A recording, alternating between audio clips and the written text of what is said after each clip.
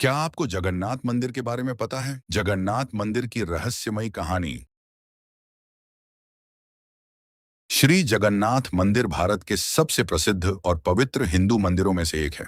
यह ओडिशा के पुरी शहर में स्थित है और भगवान जगन्नाथ, भगवान विष्णु श्री कृष्ण का स्वरूप, उनके बड़े भाई बलभद्र तथा बहन सुभद्रा को समर्पित है। यह मंदिर हिंदुओं के चार प्रमुख धामों, चार धाम में से एक माना जाता है।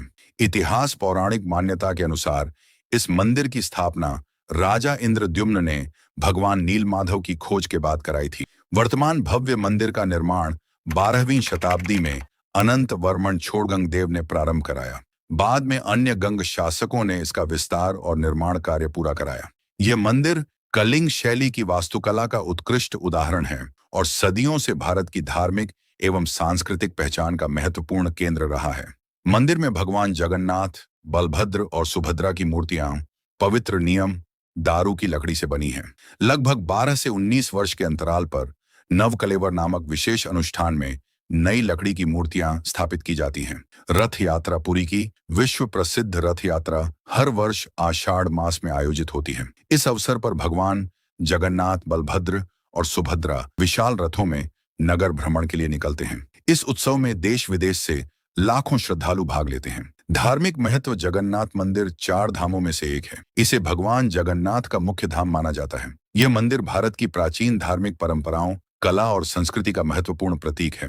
जगन्नाथ मंदिर से जुड़ी प्रसिद्ध मान्यताएं और तथ्य। मंदिर का ध्वज हमेशा हवा की विपरीत दिशा में लहराता हुआ दिखाई देता है। श्रद्धालु इसे एक चमत्कार मानते हैं। वास्तव में यह प्रभाव हवा की दिशा, स्थानीय वायु धाराओं और ध्वज की स्थिति से प्रभावित हो सकता है। हालांकि ऐसा कोई वैज्ञानिक निष्कर्ष नहीं है जो यह पुष्टि करे कि ध्वज हमेशा हवा के विपरीत दिशा में ही लहराता है। कहा जाता है कि मंदिर के मुख्य गुंबद की कोई छाया नहीं पड़ती। यह एक लोकप्रिय दावा है, लेकिन इसकी पुष्टि नहीं हुई है। अन्य सभी भौतिक वस्तुओं की तरह मंदिर भी छाया डालता है। हालांकि सूर्य की स्थिति और देखने के कोण के कारण कई बार ऐसा प्रतीत हो सकता है कि उसकी छाया दिखाई नहीं दे रही है। पक्षी मंदिर के ऊपर से सीधे नहीं उड़ते। ये एक व्यापक रूप से प्रचलित मान्यता है, लेकिन ऐसा कोई ठोस वैज्ञानिक प्रमाण नहीं है कि पक्षी कभी भी मंदिर के ऊपर से नहीं उड़ते। मंदिर का ध्वज प्रतिदिन बदला जाता है। हर दिन पुजारी बिना आधुनिक सुरक्षा उपकरणों के मंदिर पर चढ़कर ध्वज बदलते हैं। परंपरा के अनुसार यह अनुष्ठान सदियों से लगातार निभाया जा रहा है। सुदर्शन चक्र हर दिशा से एक जैसा दिखाई देता है। मंदिर के शिखर पर स्थित सुदर्शन चक्र, नील चक्र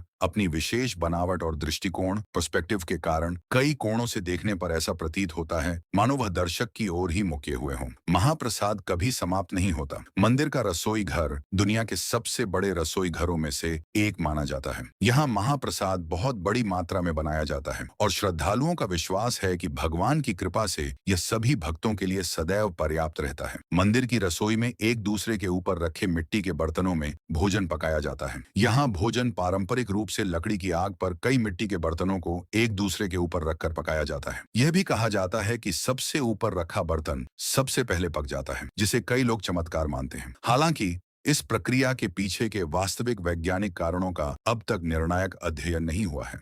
किंवदंती के अनुसार भगवान जगन्नाथ की लकड़ी की प्रतिमा के भीतर भगवान श्री कृष्ण का पवित्र हृदय, जिसे ब्रह्म पदार्थ कहा जाता है, विराजमान है। परंपरा के अनुसार जब भगवान श्री कृष्ण ने अपना नश्वर शरीर त्याग दिया, तब उनका भौतिक हृदय अविनाशी बना रहा और समुद्र में तैरते हुए पुरी के तट पर पहुंचा। बाद में उसे भगवान जगन्नाथ की प्रतिमा के भीतर स्थापित कर दिया गया। यह जगन्नाथ मंदिर की अद्भुत कहानी है। अगर आपको यह वीडियो पसंद आए तो इसे लाइक करें, अपनी राय कमेंट में लिखें और मेरे चैनल को सब्सक्राइब करना न भूलें।